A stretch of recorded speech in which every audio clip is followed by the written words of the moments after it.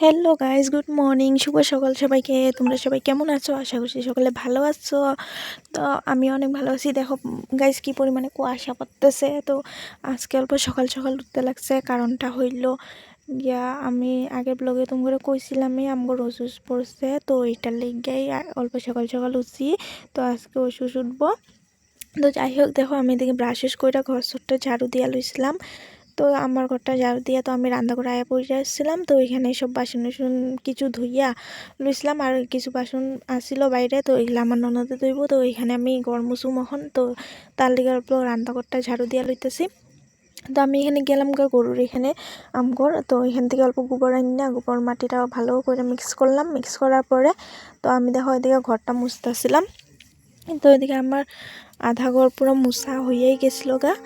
তো আমি পুরাটা কমপ্লিট করলাম। করার দেখো আমি আমার ঘরটা মুছা লইতেছিলাম। তো আমি এখানে লেপাটা কমপ্লিট করলাম। ওখানে যেমন আমি স্নান করতে, তো স্নান করে আয়া জিনিসগুলো রাখছি ঢেমাইয়া।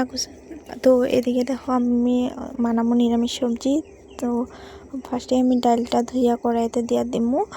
তো এখানে লবণও দিয়ে দিছি। তারপরে আমি এখন সবজিগুলো অল্প কাটতে লমো। তো আমি সবজিগুলো কাটটা ধুইয়া তারপরে দিয়া দিলাম।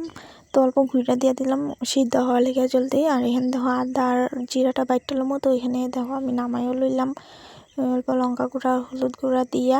তো এখন আমি দিমু সম্বাস দিমু। তো এখানে কড়াইতে শুকনা মরিচ দিয়ে দিছি। তো এখানে অল্প আদা দিয়ে দিমু সম্বাসে, আর অল্প দিয়ে দেবো পাঁচফোড়ন।